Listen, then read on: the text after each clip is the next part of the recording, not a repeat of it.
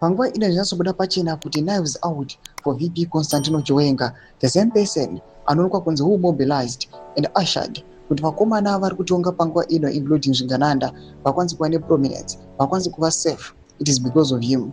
But at the moment, kunokuonekwa kunzi VP Constantino Chiwenga has been deleted.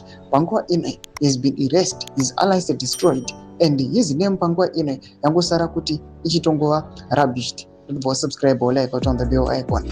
After taona this headline robuda munao richiti support mnangagwa's constitutional amendment bill or resign.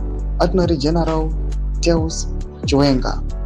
Panguva ine mashoko atogwa na Virginia Mabiza oya expose a lot. Panamba tunaona mwana wechidachitara vachiti Incredible Chiwenga staged a military coup and asked Mnangagwa to sanitize the coup, so it could be a people uprising in the eyes of the world.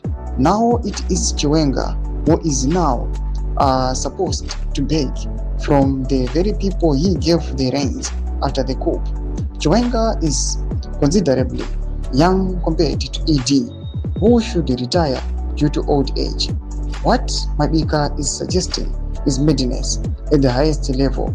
Though developments are kuda panguva ino, anoonekwa kunzi VP Constantino Chiwenga panguva ino onekwa kunzi is the same person who led these guys to be in power, but panguva ino is now being forced to resign. But panguva ino people, they are also commenting wachiti VP Constantino Chiwenga is the younger one. Panguva ino must be the one angange achitopush out kuti aiwa atosucceeda, but it is otherwise. Ina comment section medu zafungura any more kulipa pamusoro pechitiko ichi. Musamani subscribe or like, watch it on the bell icon.